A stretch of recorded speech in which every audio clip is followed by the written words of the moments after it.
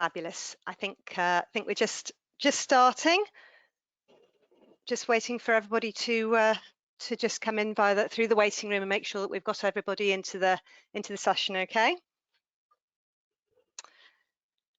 Fabulous. Hello and welcome to the 11th of our Growing Care Farming monthly themed webinars.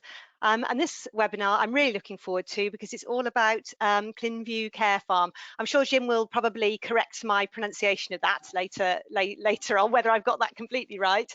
But Jim's going to be talking to us this afternoon about his experiences of setting up, the journey they've been through, the sort of highs and lows, perhaps how they might have done some things differently, and what he's learned along the way. So we're really looking forward to that.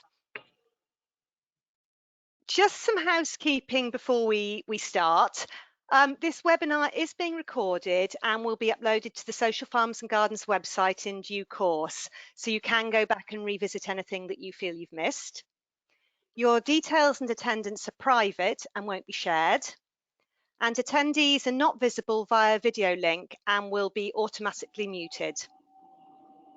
Any questions you can ask through the questions function in the menu. If you just take some time to have a look at the little sidebar menu on the side of your screens, have a play with that. You can type your question in there as we're going through, and one of the team will pick it up and ask it on your behalf at the end.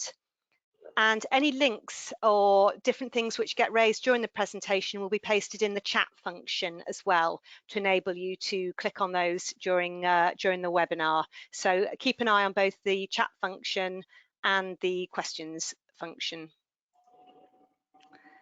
So you should be able to see three faces on your screens at the moment. I'm Deborah Evans. I'm the Regional Care Farming Manager for Growing Care Farming. I'm going to introduce Sarah Marison. Give us a wave, Sarah. She's our Regional Support Officer. She's going to be monitoring the questions during the webinar, and she'll also lead on the Q&A session at the end. Sarah's going to turn her camera off during the presentation, but she'll switch it back on at the end, just to save distracting during it. But do please feel free to post any questions that you want as they occur to you during the webinar, and then Sarah can pick them up with Jim at the end. And finally, I'm delighted to introduce Jim Bowen, who is our speaker today. Jim's a care farmer who's been living and working in Wales, Pembrokeshire, for a long time. He'll give more details about that. And he's gone through various diversifications to what is now Clynfyw Care Farm CIC. And he's going to talk to us more about the pathway to starting up and the challenges he's faced along the way. So I'm very happy to hand over the screen, Jim, to you. There we go. And you should be able to take that screen. Well done. Good start. Yeah, I can, yes. Great. Okay, I'll wait that for a minute. So I'll get started. Yes, yes. Yep, absolutely fine. Okay, yeah. There we go. Right, I'll just remember how to do that. It's full screen. There we are. Brilliant, perfect view. Okay, thanks. Yes, thank you. My name's Jim Bowen, and I work at Clynfyw Care Farm, which is a farm in North Pembrokeshire. It's about 400 acres in size, and my family have been living here a long time. And here we go. So the farm, yes, is about 400 acres. There's about 180 acres of woodland, which is the colourful stuff here, and the rest of it is agricultural land. We're right at the north corner of Pembrokeshire, on the edge of the Teifi Valley, near Ceredigion and Carmarthenshire as well. And my family have been farming here since 1750. We married quite well for a little while and built a mansion in the 1850s. And in the olden days, mansions used to be really wealthy places and have numerous farms around about the place as well. And Clynfyw was the home farm, it was the big farm. And they were sort of minor gentry, and mansions and farms became sort of community hubs. And there would have been dozens of people working on the land and in the big house and in the gardens. And so when things were important happening, like the haymaking, whole families and communities would come together to farm it. Farming's obviously changed a hell of a lot over the years, but back then they were seriously important places, not just for feeding people, but as social hubs as well. My gran used to run holidays here in the 1960s. and my mum started doing accessible holidays in the mid-80s. And so these are the Victorian farm buildings that are no longer suitable for farming. And we converted. I'm going to point at it. There's no point in me pointing at the picture because you don't know what I'm pointing at anyway. But the far end of that is the Mews Cottage, which was our first holiday cottage, which we did in the 1980s.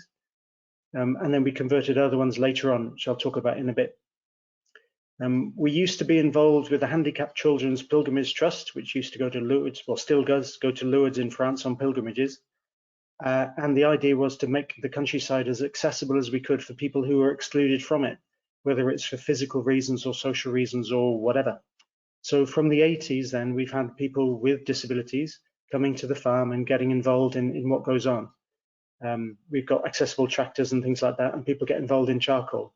But right from the early days, my mum started writing notes about what people liked about coming here. So everything that we've done since then is based on what people have said and asked for and suggested.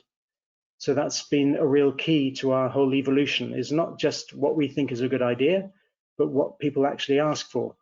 So whenever I talk to anybody about doing care farming, setting up a care farm, it's always the first thing I always say is find out what people want in your area, because a brilliant idea will fade if nobody actually wants it. Anyway, that's further on. So yes, the idea was that we would set up something on the farm, but we didn't know what, and I wasn't ready to come back home and get involved in it. So I went off and did other things. The only thing I was good at school was cricket. So I was a cricket coach in England for a bit, and then got a job in Kenya coaching there too. And there's a much younger me. And that was in 1996 to 98. And during my time in Kenya, I realized I wanted to come home and actually do something worthwhile with my life. The farm is a massive asset here, and it's worth doing something. And knowing that it's only pure luck that meant I was born here rather than in a slum around the edge of Nairobi. It would have been a mistake if we hadn't done anything with the farm. So the idea then, 1998, was to come back home. We became registered with the Soil Association. My dad had been a lawyer, and we rented out the farm for years since my grandfather stopped farming in the 50s when his hips went. The people who were farming it had retired just a couple of years before. So we took over the farm again, and from 1998, we converted to organic. And farming's hard work. We had Welsh black cattle and outdoor pigs. And there's my dad, he's 87 now. And so even back then, he was still getting on a bit. And farming's great, but it's hard. And in the end, we just couldn't make it pay. But one of the things we enjoyed most about the farm was having people coming to visit and getting involved in what we were doing. And this is actually the Kenya under 14 cricket side, who were having a tour of Wales and the Netherlands as well, which is a bit of a random combination. But groups coming down from the cities or other places and getting involved in haymaking or making charcoal or whatever it is on the land, it changes people. You see people relax. You see people discovering stuff about themselves. You see people switching off. You see people noticing things that they haven't had a chance to see before. And it was that more than getting up at 3 o'clock in the morning to help with the farrowing that was going wrong. It was the people side of things that I enjoyed more. So and giving people the chance to get involved in making charcoal. My sisters who live in cities would bring friends down, and they would be really tense. They didn't know how to act in the countryside. They didn't know how to act around strangers. But when you've got somebody spending a day with you loading a charcoal kiln, then sitting down as you light it and watch the smoke rise and have a cup of tea while you're watching the smoke rise, you saw people relax. And we knew that there were benefits. No, we're not psychologists or counselors or anything, but it's obvious the benefits that people have from working together on a meaningful project outside.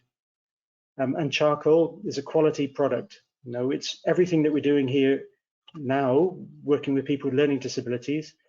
Everything we do, we try and make something that's top quality. And so people are buying it because it's the best on the market, not in any sort of patronizing way of, oh, well, let's help those disabled people out. We want everything that we do to be comparable or better with what you can find elsewhere. And providing Welsh charcoal for local markets, we only sell within 10 miles of here, means that people are not importing charcoal that's harvested in West Africa or the Amazon or anywhere else like that. So it's good for local economy, donut economy and all of that. It's meaningful work for our guys here too, but on a global scale, it has an impact there as well. So we always try and think of a bigger picture as much as we can, you know, as the local stuff. Yeah, and then more recently, we found that University of Bristol has done a study that working on the soil gives microbes, you know, into your hands, manipulating soil. It means that your mental health improves just by messing about in soil.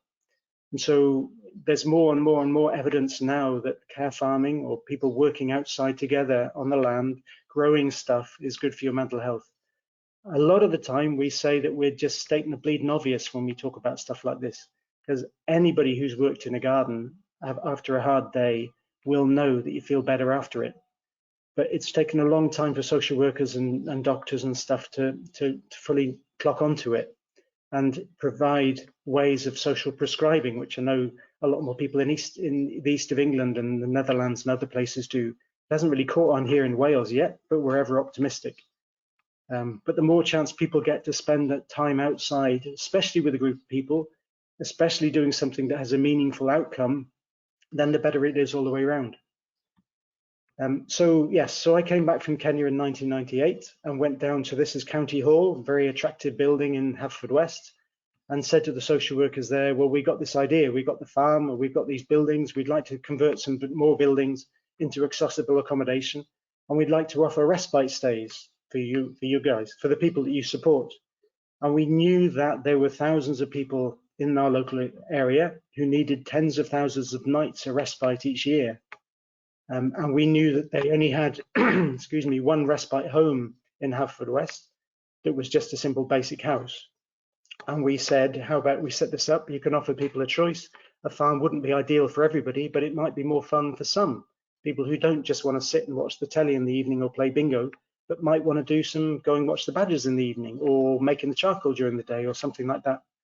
And County Hall said, yeah, brilliant, go for it, wonderful idea. So back then, West Wales was an Objective 1 area for European funding, and we put in an application and we're lucky and got a big loan from Triodos, and we ended up converting, this is the granary, an old granary, into accommodation. Next door is Lad Loft, which was an old potato shed, and below it were some farrowing pens that we've converted into another cottage. So then we had 4 holiday cottages. And we tried to take the organic philosophy out from the farming into everything else we're doing, putting in a biomass burner to heat the cottages, and also reed beds to clean up the foul toilet waste, and PV panels on the roof. We haven't got a bigger array as this, just a little one, but you know, it has an impact. And also hot water panels as well. These were pretty ropey, but still, this is about 2002, so things have improved a lot since then. And then the council said, when we were open and ready to go, we said to the council, we're open, ready to go. And they turned around and said, thanks very much, but we're actually okay. We don't need any respite provision. We've got what we've got. And it turned out that they were frightened then, because if they offered people choice, people might choose not to go to their respite centre, but they might choose to go to us or to somewhere else. And so we're in a bit of a predicament then, because our cash flows didn't add up. And suddenly we're in a massive hole. And we ended up having to do weddings and conferences and all sorts of other stuff like that, which were not what we set out to do at all in the first place. And it was an awful time. So we worked out what we could do about it. And although we are not I am not a royalist anyway, we decided that all we could do is try and embarrass the council. So I applied for a Queen's Award for Enterprise in Sustainable Development, and we won it. And we were the first in Wales ever to get one of those awards. And it meant that Prince Charles came down to visit and had a walk around and all of that. And we invited all the big wigs from County Hall to come along and be there and accept all the credit for the work that this Pembrokeshire business is doing. And just before Prince Charles came along, I got in touch with the council and said, if you don't book us like you said you would do, then in front of Prince Charles, I'm going to ask you why you're here, because you haven't done anything to help us. And so, of course, then they booked a 6-week session to see how it all went, kind of as a pilot project. I didn't say anything. Prince Charles came by, everybody got the pat on the back and all of that again. Prince Charles pushed off again. We did the 6 weeks, the feedback was brilliant, and then they never got back in touch again about booking another session. So we were back in the predicament then of doing weddings and conferences and things, which was pretty grim. And then in 2011, we decided that we wanted to set up we thought about a care farm. Just before that, in 2010, the council had to close their respite centre because there was abuse and other stuff going on, and they had nowhere to send people. So I got a very small voice from a very humble social worker who asked whether we were still doing this respite stuff. And we said, yeah. And so then through necessity, then they had to book with us. And it became very popular, very successful. And respite provision is for people who are living with family members and are allocated 35 or 42 nights a year or whatever it is of having a break somewhere else.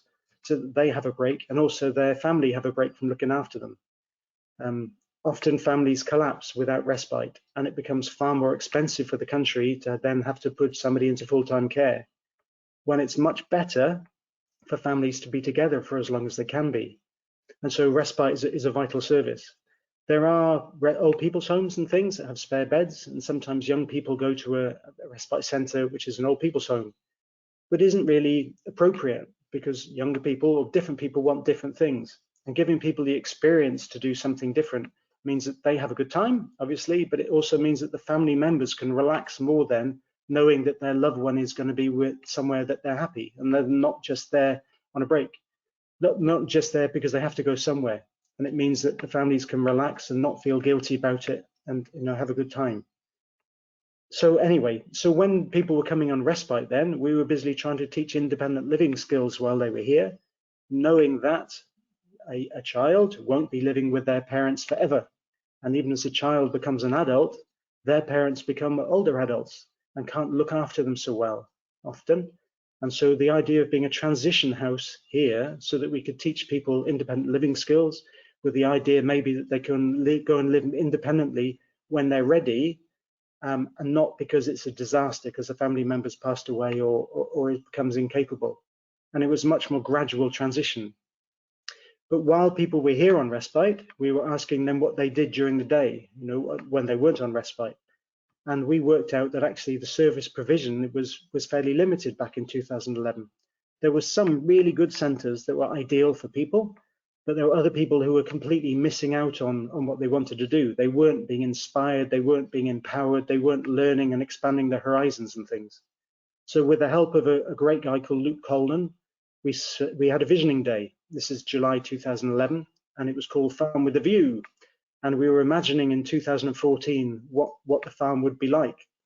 And so you can see a kidney-shaped picture here in the picture here with the goals, and where would we want to be in 2014? And then we tracked back to where we are now, and we invited all the groups that I talked to over the years. I'd spent days going down to carers groups and meetings and charities and all this, explaining about the respite and asking them to put pressure on social workers to give people a chance to come here, just to try it out. And so the list of contacts that I had went round and round and round in circles. It was huge. And we had about 60 people came along to this event. And there was all sorts of ideas from equine therapy to beekeeping to, I can see what else can I see, having somebody suggesting we're having a rickshaw or Meals on Wheels or all sorts of other stuff like that. And it was a fantastic day. And so then the idea was to set up this care farm and supporting people on a day service. And so we became a care farm, and Care Farm UK were brilliant helping us at the beginning. They have a code of practice which sort of sets guidelines for what we can do and how to do it well and all of that. And the councils and the insurers need to know that we are following a standard, and there are loads of different ones, but be able to say that we are registered with Care Farming UK, or as it's now called, Social Farms and Gardens, and are meeting the code of practice. It gives us a certain standard, which helps like mad for when it comes to commissioning later on. And then we had our first person coming, and she was living with her sister nearby, her sister trying to work, and then she'd come here 3 days a week. And we had pigs out in the woods, and she'd love to go off and feed the pigs. She loved knitting as well, and we had our first support worker working here 3 days a week too. And I was in the office a bit, and then farming as well. And so it was sort of a juggle between the two things. And then later on, there were more people come in bit by bit. Some of these guys live here now, and doing all sorts of other stuff. Yeah, and so that's really the turning point when our first person came, and getting to know her more, asking her what she liked to do and adapting that there, and then being able to email the social workers saying, these are the things we have been doing, we're now doing this as well. And then a month or two later on, we're now doing this as well. And bit by bit, the social workers got worn down by me sending them this bleeding email saying, this is what we're doing now, come along. And then we started organizing coffee mornings once a month for different charities. These didn't raise us any money, but they were fundraisers for different charities. So we had good causes happening here. And so we became known as a place that did things for other groups and for other people. And it really, wholeheartedly, it was a brilliant marketing tool. And we got far more coverage and far more conversation from doing that than we ever would have done by putting adverts in the Tyneside, the local paper, or anything like that. And very much we're trying to become a community enterprise here. We're registered as a community interest company, which means that staff get paid, but it means that any profits that are made at the end don't disappear off to shareholders elsewhere. They're all reinvested in the organisation for the benefit of the people we support. And a bit more about that later on. And by inviting the charities along, then the charities linked with whoever it was would know about us. And each of the coffee mornings were open days too. So people got a chance to see around and to see everything that we were doing, which was, vitally important then. It kept it fresh for us and healthy. And a bit more people came. And again, it wasn't about sitting around playing bingo. It was about doing the hay because we needed it for the sheep, or growing the vegetables because we needed it to feed ourselves, and also selling in the local pub in the Nag's Head, a very good pub down in Aberkeith and at the bottom of the hill, and also at the local market in Newcastle Emlyn. Now, a lot of stuff has stopped or paused because of COVID, but I guess maybe I'll just pretend COVID hasn't happened mostly, and we'll just talk about the how it's been beforehand and hopefully soon again. And people were making charcoal, helping us with that. And again, we're offering lots of meaningful stuff, but the most important thing is that our staffing are listening to what people want, trying to be upbeat at all times so people have a good time while they're here. And it isn't just about producing the quality bag of charcoal at the end. It's about making sure that people have been involved in doing it and enjoyed doing it and having the choice to do it or not. And if you end up all in a mess afterwards and going home to your mum and all that, then it's a lot more fun too. So people can see, families can see what people have done. Is a good thing there too. And a good day out in the garden, growing stuff, not a shabby looking garden, but it's a proper growing area. We've had a series of brilliant growers here who have focused on producing quality food and flowers and all that too, but making sure that people have had a good time. And it's not if we had a task today, weeding a bed of carrots, the most important thing isn't getting all the carrots weeded. The most important thing is making sure that the people we support have had a good day. And I've said that twice now. I could go on saying it. That's the most important thing, but I'll try not to say it again.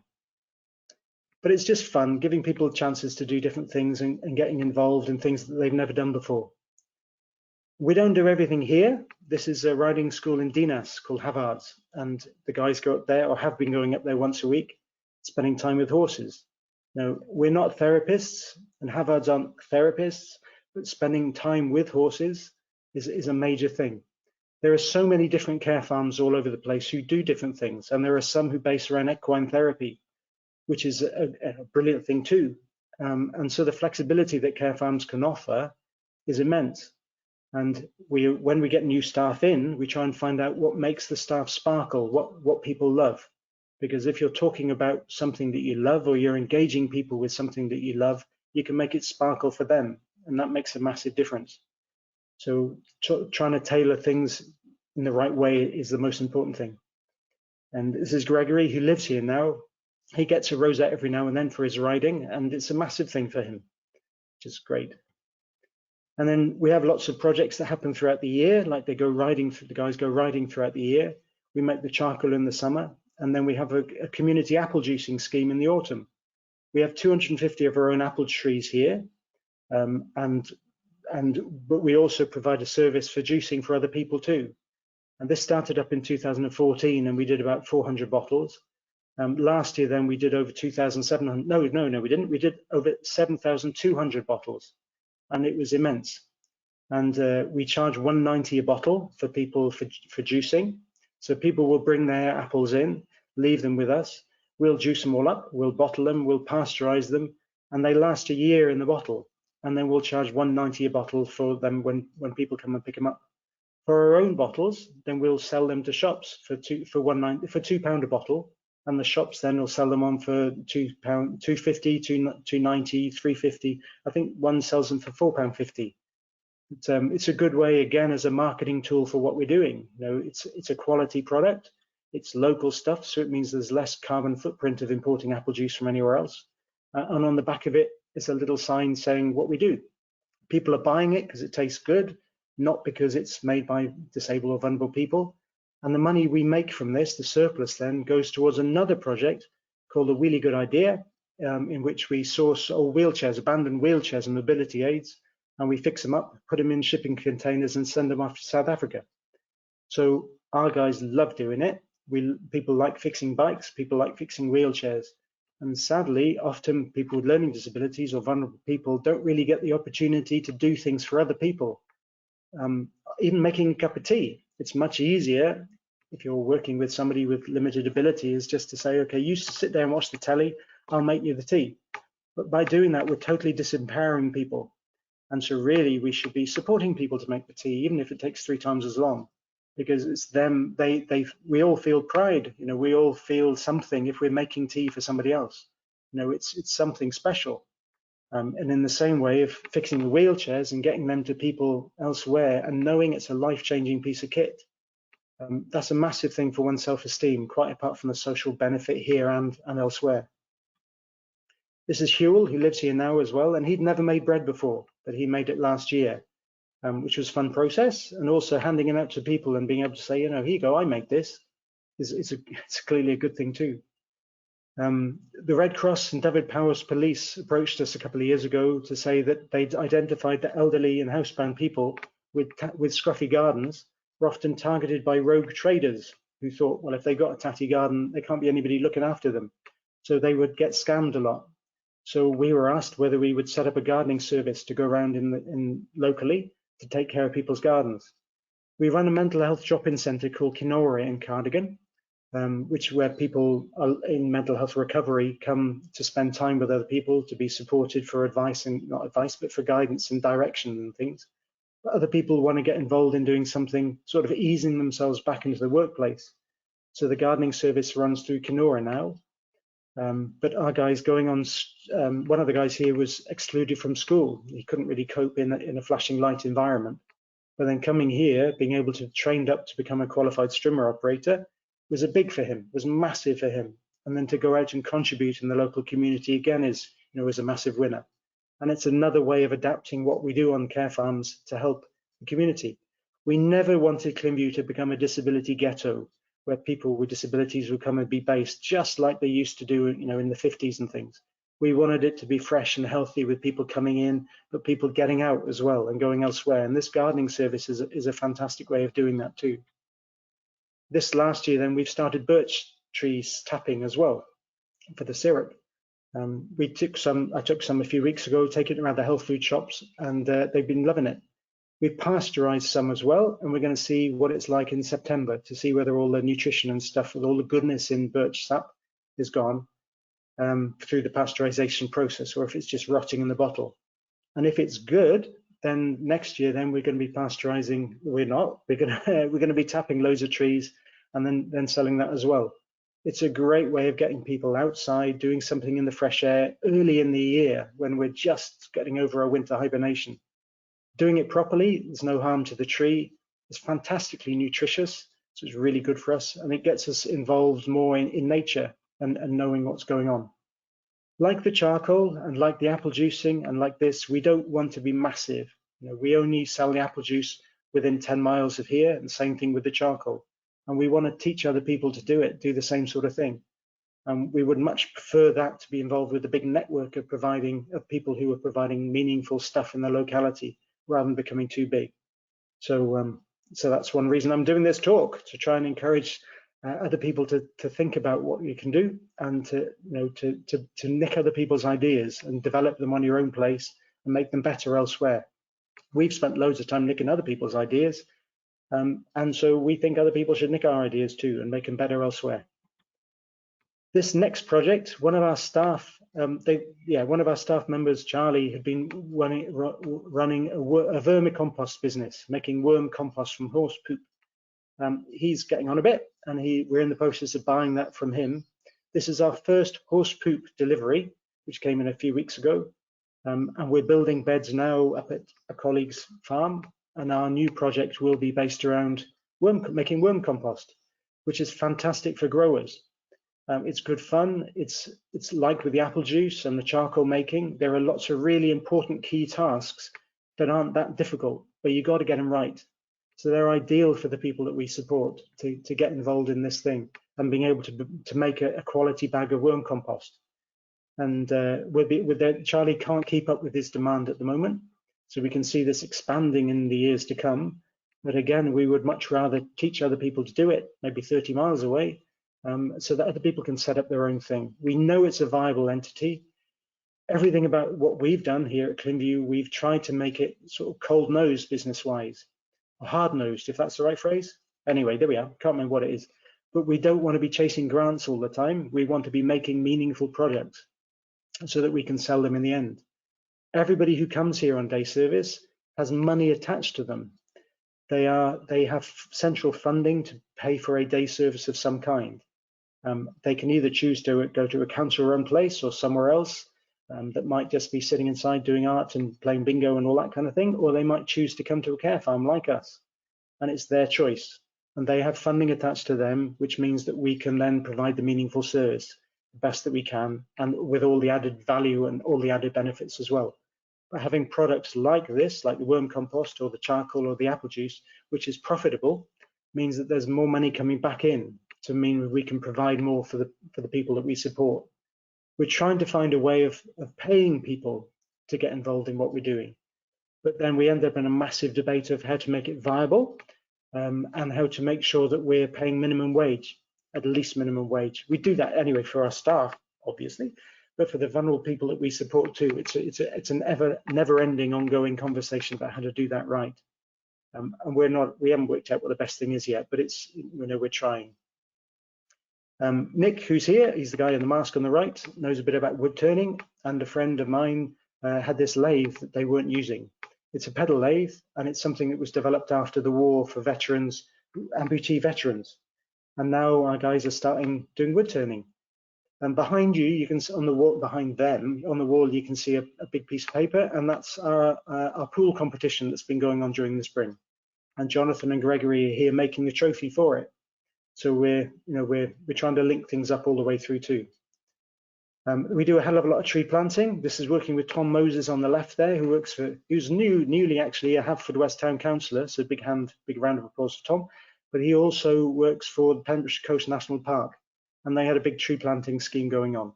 And each year we're trying to plant more trees, on the farm as much as we can and around the local area too, which is obviously a really good thing environmentally. But it's a really fun thing to be doing too. Adam here, his love is bushcraft, and so based around his love of bushcraft, we've set up a bushcrafting project on the farm up in the woodland. And one day a week, a small group of people go up, learn about fires, learn about tree identification, learn about how to cook on a farm, building shelters and all these kind of things. It's a different day. It's something different for people to look forward to. And it's a great way of spending time out in nature, learning more about nature. We have a hell of a crisis around us, the climate crisis, which is going on, and finding ways of having that conversation with people about the mess that we're in and what we can do about it and all of that. And some of the best conversations we have happen around fires, whether it's cooking up the sausages that we've had here or putting jacket potatoes in or whatever it is. We can talk about local food, we can talk about carbon footprint, we can talk about all sorts of things. And we say we're doing bushcrafting, all that. There's so much more added on to it, which is great. We have a football team that practice on Fridays in Kilgarran, the local village. And each year we have a football tournament, which happens in Cardigan. And last time there were about 30 different teams coming along. It's mixed ability. And the most important thing is just to have fun. We have a cricket tournament too that happens in the summer. And it's quite fun. Yeah, it's just great fun, really. It's a big socializing thing going on. So there's working going on the farm with people coming in and making charcoal and all the rest of it, but there's also total frivolity too. For example, the pantomime that we've been having each year. There are a few glum faces here, but actually it was an immense amount of fun, and it enabled people to tap into different areas of their character, staff and participants and tenants and everybody all in together. It's great opportunities, especially in the wintertime where it's not so easy to be outside. But in the summertime, linking with Kwame, who's the guy in the red there in the middle, he has a surf therapy project that goes on. And this is more about nature-based or sea-based activity rather than on the farm itself.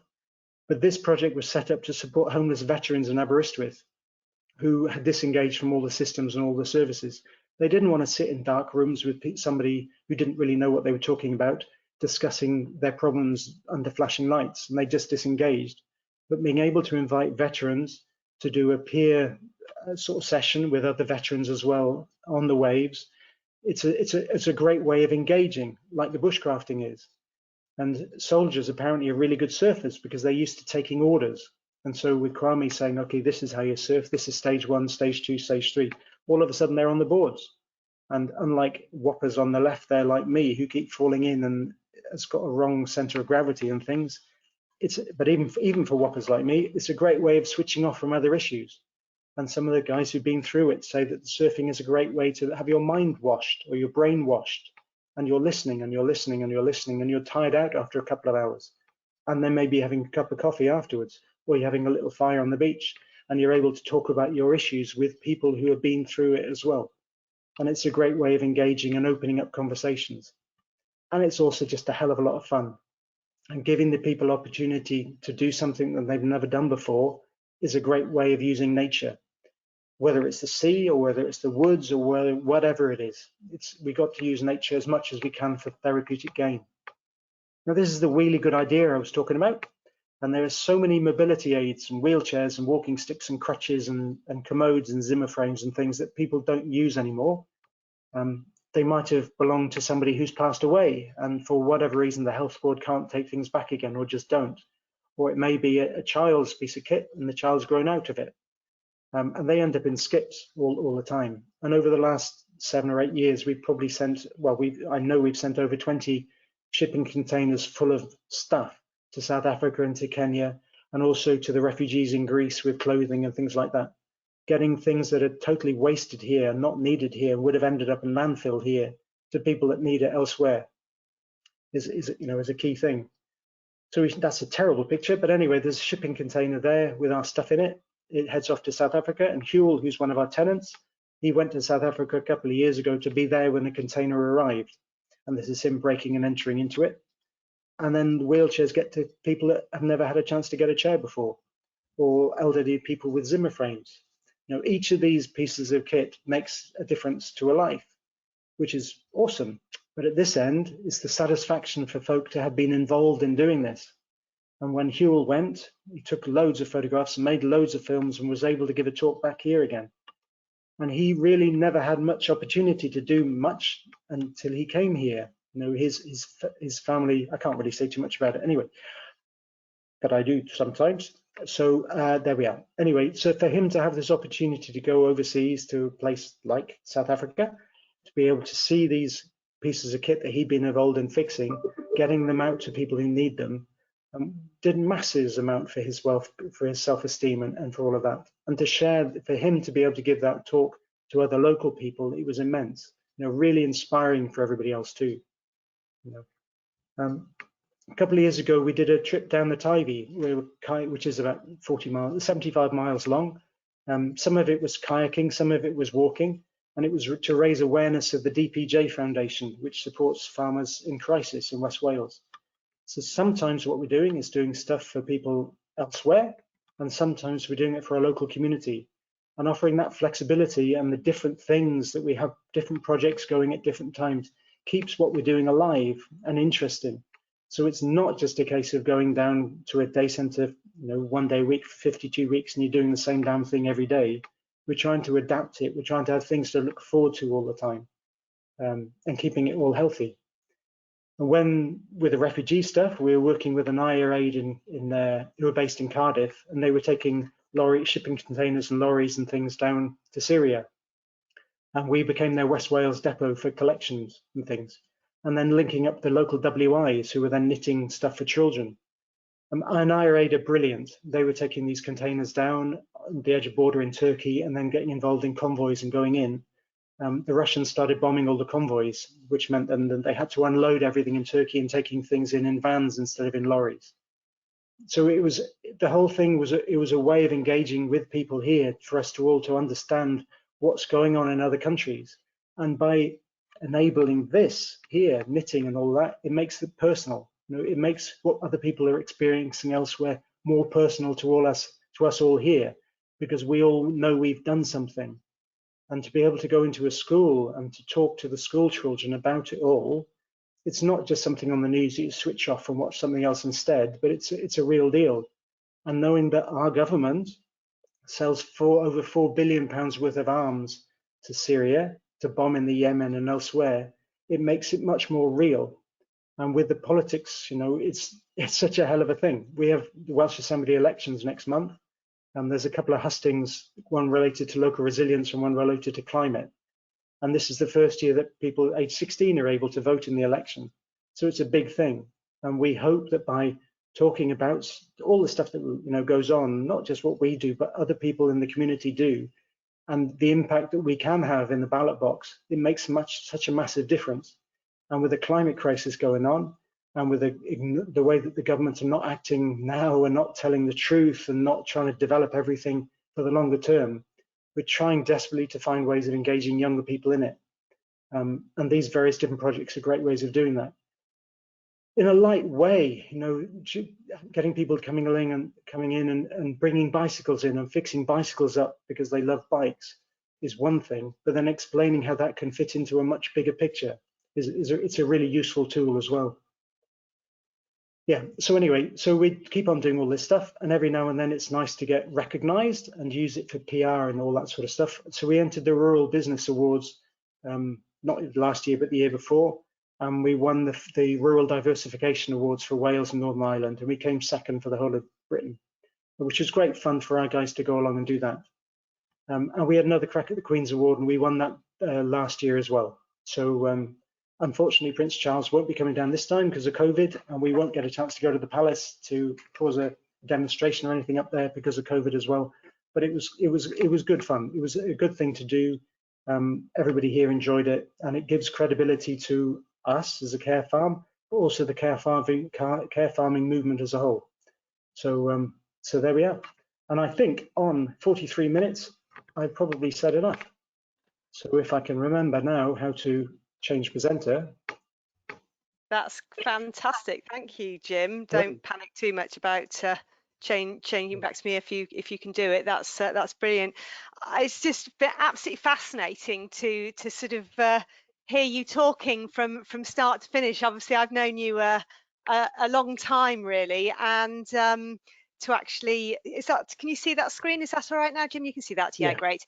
It's to sort of hear it put all together like that is absolutely fantastic, and it was a bit of a blast from the past for me, actually, because I noticed that the old National Care Farming Initiative logo was on way back when you did your original sort of mind mapping, and then obviously Care Farming UK into sort of social farms and gardens where we are now. So it's made me realise how long we've known each other as well. So thank you so much.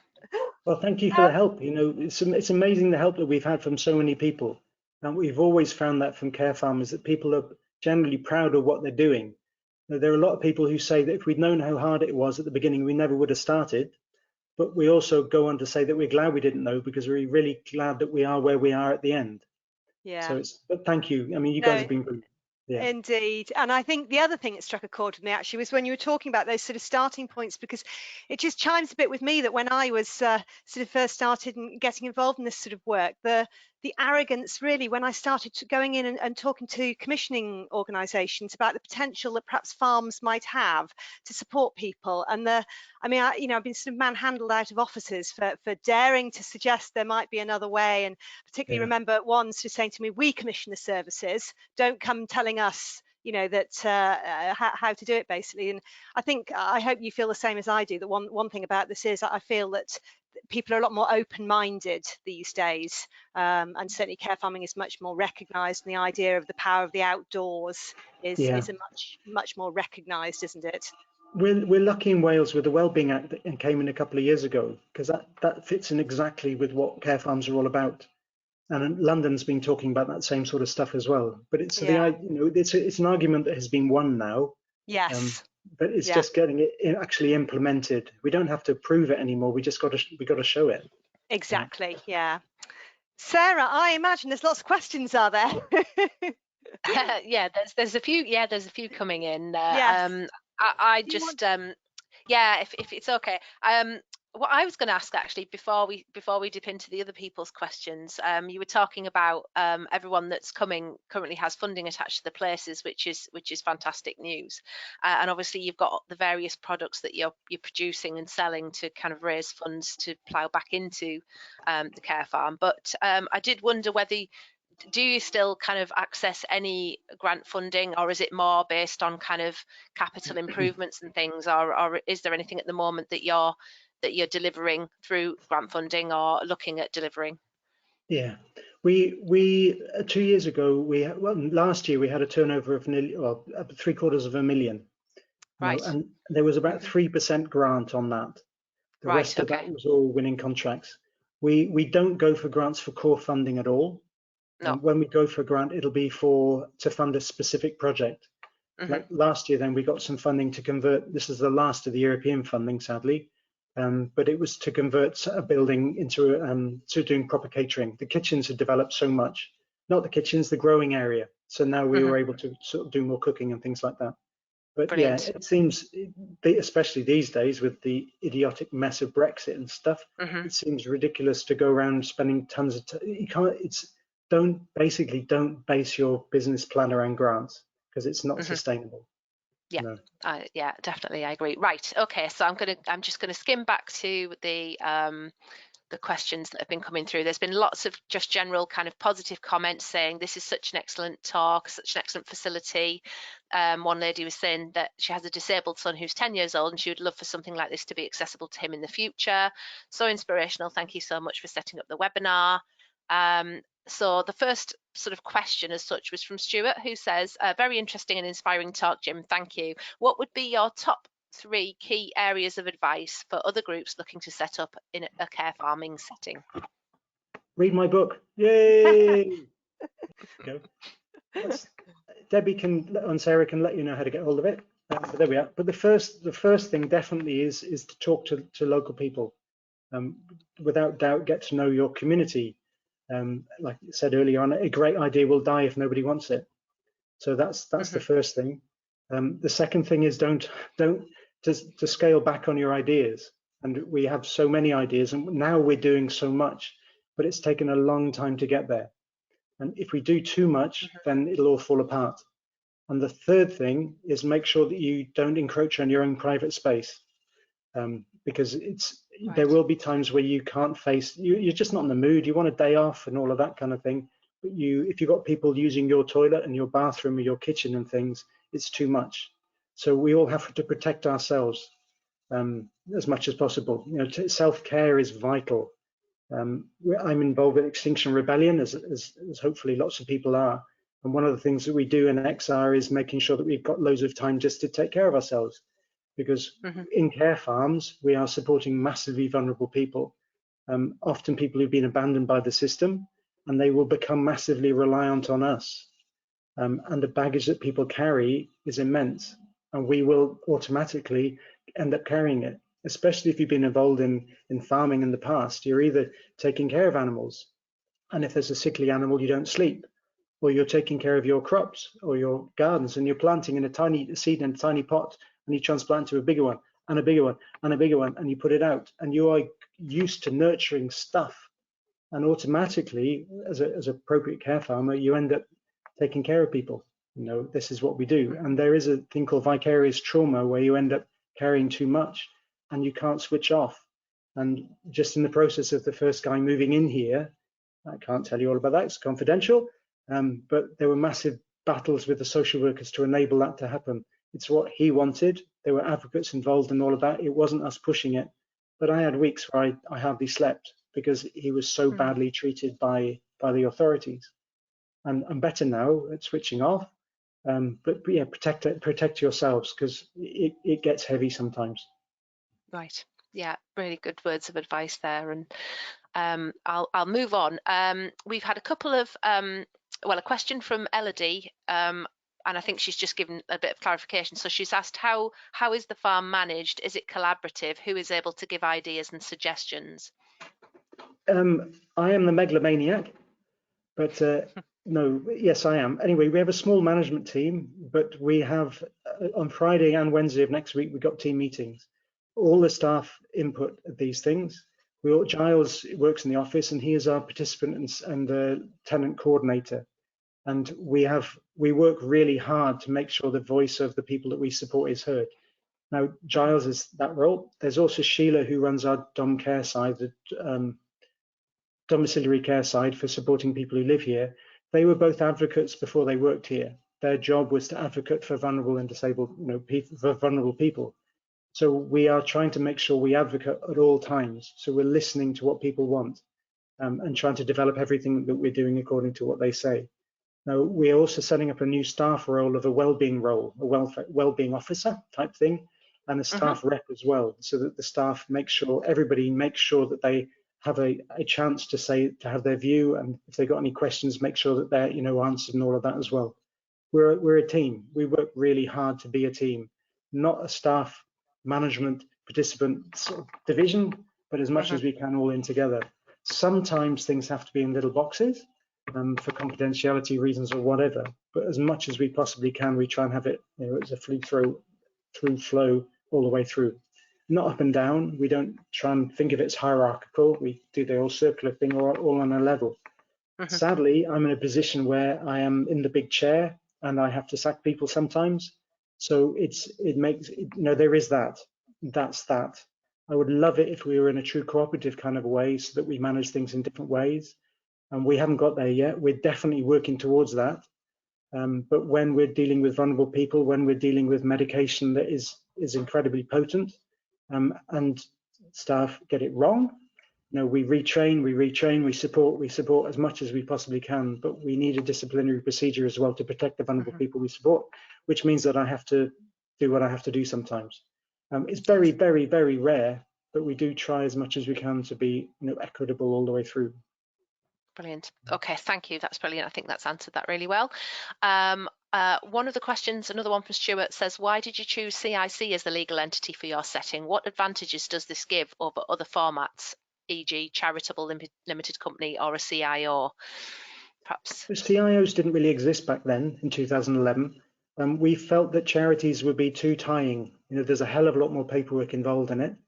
When we've gone for funding, we haven't really had a problem being a CIC. There's a lot of organisations back then that would only give to charities, but now give to CICs as well. But we felt this fitted our model, really easily and really well. It's flexible, it's adaptable, the paperwork isn't too onerous. We can just get on with it. In the beginning, there were just 3 of us on the board, my now ex-wife and my mum and me, and that was fine at the beginning. But now we've got a board with 7 people on it, and they're far more involved in the community and all of that. And there's a lot more transparency and openness. At the beginning, when you start things up, you tend to keep things closer to home because it's just easier that way. But when you get established, it's much better to get more outsiders in and all of that too. But the CIC, we've had no complaints about it. Other things might be suitable for other people, but it's been really good for us. Right. Brilliant. Thank you very much. We've still got a few questions. I'm just conscious of the time, so I'll rattle through them as quickly as possible. So Justine has said, again, absolutely fantastic, Jim, so inspiring. Couple of questions. Firstly, what advice would you give someone completely starting out fresh, no farm, nothing? Do you think it's possible, or do you think having the existing asset and farm already is the only way you can make it work? So the other part of the question, I'll wait and let you sort of answer that first. Okay. If that's okay. I mean, farmers are massively isolated, 40, 50, whatever, how many, 100 years ago. I meant to say, damn. I mean, back in the olden days, there were dozens and dozens of people working on a farm. When it was me and my dad, he was Dad was part-time, and my mum doing a bit of paperwork and all that stuff. And Meredith, our neighbour across the road, had big machinery for the contracting work. But it was really, really lonely. Now, on the care farm, we've rented out most of the farmland to organic farmer from Eglazuru from not far away. We only use about 9 acres of the land for the care farm itself. And we have a staff team of 36 people, and we have about 40 vulnerable people that come in, benefit from the farm every week. So really, there's about 80, best part of 80 people who are benefiting from the use of 9 acres. And it's not lonely. You know, it's nice having a day off, but it's not lonely. But there are farmers who have bits of land that they're not really using for farmland, who are lonely, who want to reach out in the local community. In Wales here, we have Farming Connect, who are a really great organisation for supporting farmers. So in your situation, I probably would go to Farming Connect and say, I've got this idea, or whatever the equivalent is of whatever area you're in, and say, I've got this idea of trying to do this care farm. Do you know of any farmers that have a little bit of land that they would want to share? And they will benefit, the farmer would benefit. They get a small income from the rent, but more than that, they would be part of the community again, and not just sitting in a tractor going around spraying. You know, farming's a hell of a lot more than that. But you know, you would be, it's a great way of engaging and reaching out to a farmer and finding someone. So it was a hell of a lot easier for us because we had the land already. But it doesn't, if you haven't got the land, it doesn't mean you shouldn't try and find some. Yeah. Yes, yeah. Okay, I've just realised there's been more and more messages, questions Don't worry, coming Sarah, in. I think while we've got Jim trapped, yes, we'll if we run over slightly, it's not the end of the world. If it's that's okay with fine. you, Jim. Brilliant. Okay, let me just see what the rest of that question was. Secondly, yes, you mentioned graciously and kindly about teaching others to set up their own. How does this work? Do you offer training, work placements, opportunities to come and stay at the farm and gain experience? And how does that work, please? I'm very interested. Did I mention the book? Yeah, yes, you did mention the book. Okay, right. I'm assuming that I'm assuming that Justine could get in touch with you. I posted the link to the website in the chat at the beginning of the session. So yeah. I think perhaps if you want to contact Jim through that, I think your email was on the beginning of the slides as well, Jim. Yeah. There's also, we do mentoring through Farming Connect and through Social Farms and Gardens and Renew Cymru as well. So, you know, through those different organizations, there is ways of funding it. But we love it when people come down just to, not during COVID now, obviously, but people coming down for a day, spending a little bit of time with us in the office, but more time with the staff and the people who work here and benefit from being here. So, yeah, we love that. So if you friend us up on Facebook or whatever, then you can hear more about, you know, what we're doing and when we're doing it. We're in our next stage of the evolution here is to do a community share offer to try and get to sell up, really, bit by bit, sell the whole farm to the community. Part of that might be buying back the mansion that we sold 10 years ago. If that's the case, then there would be accommodation space there for people to come down to spend time learning about sustainability, you know, everything that we've got, the local resilience in the face of the climate crisis and all of that. But that's the next stage. So at the moment, we don't really have accommodation on site. But if people come by and want to spend time volunteering, then we'd love that. Brilliant. Okay. I'm just looking down. So we've got a question from Sam Lloyd. Well, Sam, I'll just say Sam. I've just realised I probably shouldn't say everybody's surnames. But hi, great talk. You're obviously large scale with your clients, people, service users integrated into the existing farm work by procuring produce and supporting the business, etc. Your business was clearly established before people started coming to improve their well-being. How would it work the other way around? So if you were starting from scratch without a business, but with half an acre, do you think there needs to be an output of produce from the care farm to feel meaningful and succeed? So that what you are growing and creating is being sold? I'm imagining I'm starting off on, say, half an acre. Sometimes yes and no, really. I mean, if you can get people in right from the beginning, then they have ownership of it too. You know, and psychologically being involved in helping something evolve right from the start, it means that people are more committed to it. And obviously, having something there to show people what it's all about, even if it's, you know, a map, you know, or something there, it could be a good way of doing it. When we started, I mean, the farm was going anyway, but when the first participant came back, we had the pigs, and so people were linking up with what we were doing there. It's taken a bloody long time. It took 3 years before I stopped farming, and could actually take an income then from the care farm. And that's when we started renting out the rest of the land. And balancing the two things together was really tough. Everybody has a different journey all the way through, but there's no reason, I don't think there's any reason you couldn't start with half an acre. Even if, I don't know, if it's a woodland or something, you can put a trail in and put bird boxes or something like that up. If it's a veg patch, then putting beds in and having a shed and having a place where you have a little fire so people can just come for an open day, sit and have a cup of tea with you in the woods, that, or not in the woods, in your field. Okay, whatever, or salad packs. You can make salad packs and deliver them somewhere nearby, and all that. There's opportunities for all sorts of stuff that isn't too costly to get started, but it's something. And a salad pack with a little label on is a nice meal, but it's also a marketing tool, and it's the way of linking these different things up then as well. Yeah. Right. Okay. I'm just scanning down. Thank you so much, Jim. Amazing. Everything you were doing. I'm looking into buying the Beginner's Care Farming book. What would you say the initial market research things are which need to be done? Well, I think you've kind of already covered that, really, haven't you? Because you talked about, finding out the need. So really, that is, I suppose, talking to people who are potential service users as well as people who are potential commissioners and referrers as well. But also about gaps. with the community councils as well, or town council, whoever you are. I mean, getting your councillors on board is a really good thing. And we had a bit of a NIMBY thing here that people didn't want it on their doorstep. But once you actually explain, it's pretty cool. Then it's totally turned around then. And our county council loved coming along when Prince Charles came, and since then we've had him on board. It was a great PR stunt for him.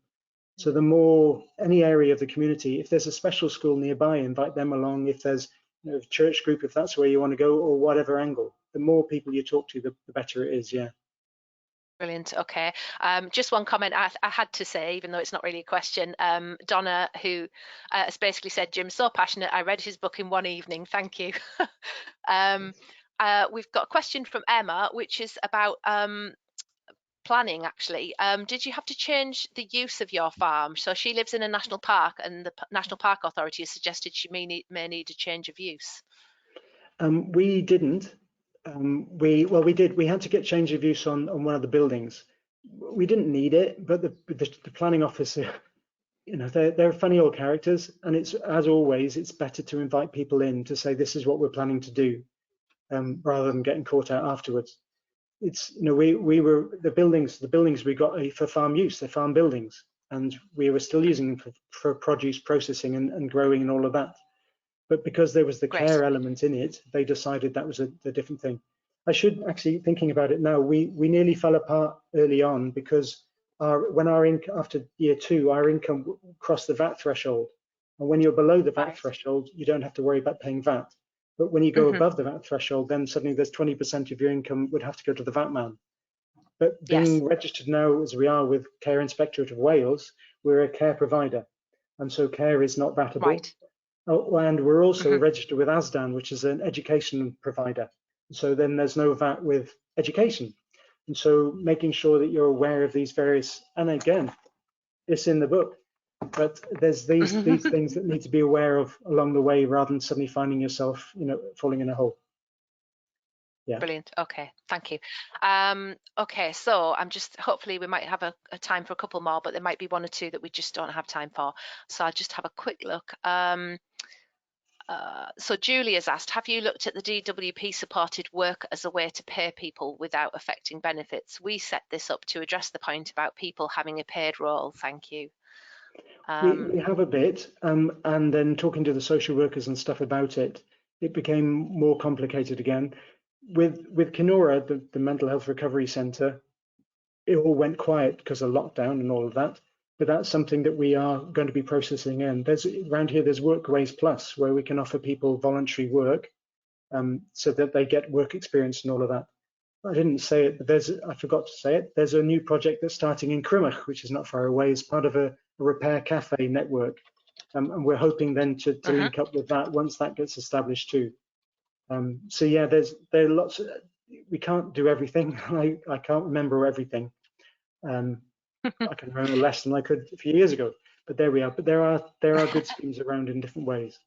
Yeah. Okay, brilliant. Sorry. So there was another question there about CIC, but I think you've kind of covered that already.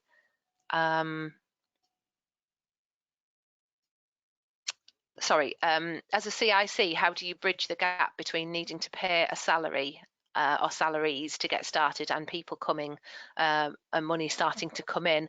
You know, what that particular point, I guess, is quite a crux point for a lot of care farms, as in any business, really. You mentioned that you'd